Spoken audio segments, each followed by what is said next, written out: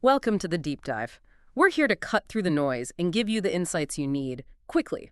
Today, we're looking at the trucking world. It's always moving, always changing. Lots of information coming at drivers constantly. Yeah, that's for sure. Staying up to date isn't just about the map anymore, is it? It's understanding the whole industry. Mhm. So we've gathered some recent news, some industry resources, and we're going to try and pull out what really matters for you. Right. The mission today is to look at what's new, what's coming, and really connect it to a driver's life out there. Keep it practical, easy to follow. Exactly. Straightforward. Okay, let's kick off with a big one, the EPA. New emission standards for heavy-duty trucks. Model years 2027 through 2032. The goal is cutting CO2, other pollutants. What's actually changing here? Well, essentially, the EPA is demanding pretty steep cuts in CO2 emissions. This means manufacturers, engine makers, they've got to innovate, think cleaner tech, maybe more electric, more hydrogen options down the road. It's not all at once, though. It's phased in, getting tighter each year up to 2032. Okay, phased in, but still sounds like a major shift. Environmental groups, I imagine, are pretty happy. Oh, yeah. They're calling it a huge win for air quality, climate change, all that. But talk to folks in the industry, the drivers, the fleets. It's more, well, mixed. Next how? Some see it as, necessary, the way things are going. Yeah. But others, they're worried. Words like unrealistic, economically devastating are being thrown around. Yeah. Even the ancient companies are saying, look, we're working on it, but don't expect miracles overnight. It's complex. Like Hervey from Life, as a trucker always says, you got to see all sides. Right, different perspectives. And the cost. Who feels that pinch the most? Well, initially, it's probably going to hit owner-operators hardest. Yeah. We're hearing potential cost jumps, maybe $20,000, even $40,000 more for a compliant truck.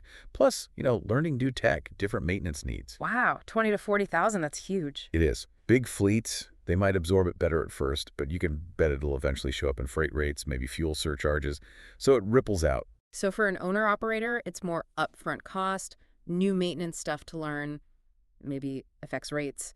And it ties into that whole future tech question, right? Electric trucks, hydrogen, the infrastructure isn't quite there yet, and time is always money with HOS. Exactly. It's all connected, which actually brings us nicely to the hours of service rules.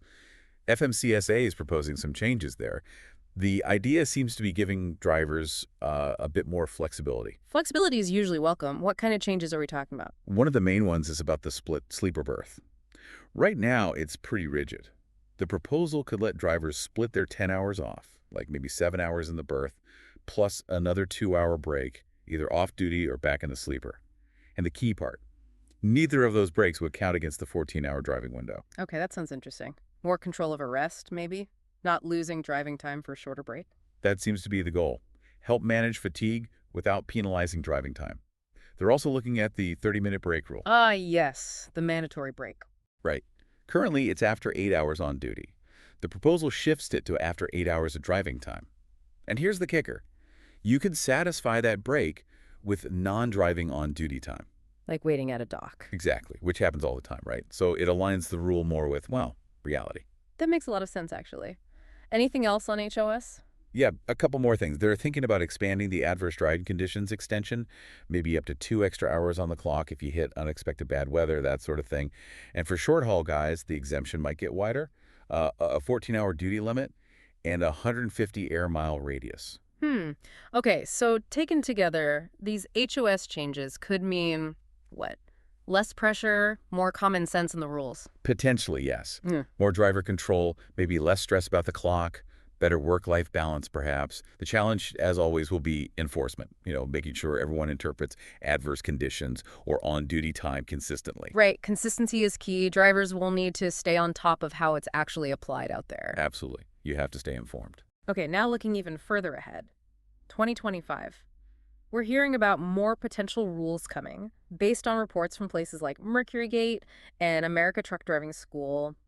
Themes seem to be sustainability, safety, tech. Yep, that's the trend. Sustainability means probably more regs on emissions, maybe pushing cleaner fuels, fuel-efficient routing, think smart GPS, AI helping out. Fleets might really need a plan for upgrades, which, could also mean opportunities for drivers skilled with newer tech. And safety tech. Sounds like some stuff that's optional now might become standard. That's the word. Automatic emergency braking, AEB, seems likely to be required on new trucks, helps prevent rear-enders. And the debate about speed limiters continues. Maybe 65, maybe 60 miles per hour. still being discussed, No. plus things like lane departure warnings, collision alerts, blind spot detection, all potentially becoming mandatory down the line. I can see the safety argument for AEB for sure. But speed limiters, I know that's a hot topic. Drivers worry about hills, merging, efficiency. Again, seeing all sides, like Hervey mentions. It's a classic trade-off, isn't it? Safety versus operational reality. It's a valid concern.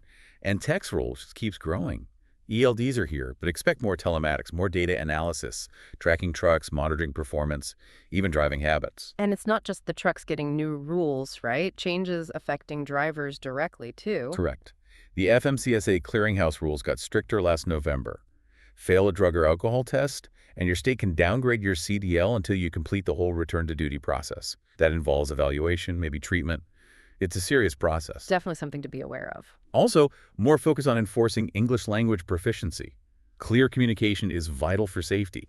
And there's still talk potentially of lowering the interstate CDL age to 18, trying to tackle the driver shortage, but raises questions about training experience. Wow. Okay, so summing up these 2025 possibilities, it's a lot about adapting. Adapting to greener tech, safety systems, stricter compliance. Seems like staying informed, staying compliant is going to be more and more critical. Couldn't agree more. Adaptability is the name of the game. Now, let's switch gears a bit. Talk about something aimed at making life maybe a little easier for drivers day to day, like the new cargo center that opened at JFK Airport in New York. Big investment, $270 million. How could that actually help truckers? Yeah, this sounds promising.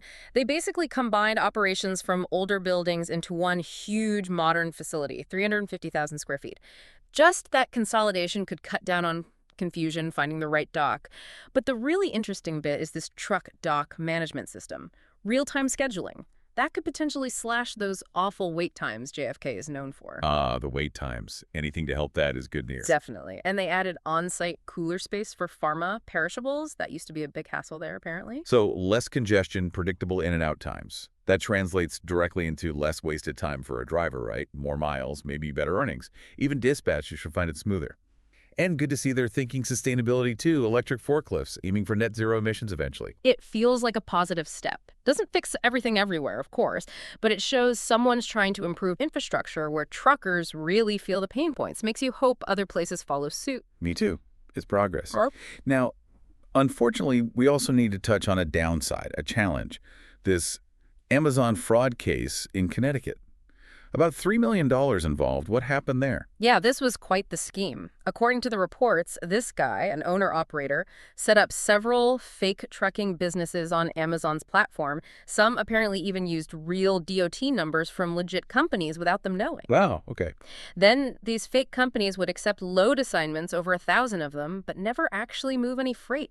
They allegedly figured out how to trick Amazon's system, fake the trip data, even get around GPS checks to get paid for runs they never did. Man, that shows how technology, while helpful, can also be exploited, doesn't it? Creating shell companies, manipulating the system. It takes some effort, but the fallout impacts everyone else. Exactly. It's the honest truckers who pay the price in the end. Stuff like this leads to more audits, stricter checks when you sign up with brokers, tighter payment controls, maybe even more AI watching everything, looking for anything suspicious. It just erodes trust. Yeah, it creates more hurdles for the good guys. Amazon's apparently tightening things up, adding more verification steps. Necessary, probably, but could mean more paperwork, more hoops for legitimate carriers. Just underlines how important your digital footprint and reputation are now. It's a solid reminder, isn't it? Protect your info, operate with integrity, because bad actors hurt the whole industry. Well said. Okay, let's bring it back to a more positive, empowering note. Thinking about resources like lifeasatrucker.com, retirefromtrucking.com. Their whole message really revolves around truckers taking control. And like Hervey emphasizes, seeing things from all angles is key. Yeah, and it's not just about managing your time for shippers, right? It's managing your time for yourself, your off-duty time. Exactly. Using that downtime proactively. Learn something new. Work on personal growth. And they talk a lot about building online income streams.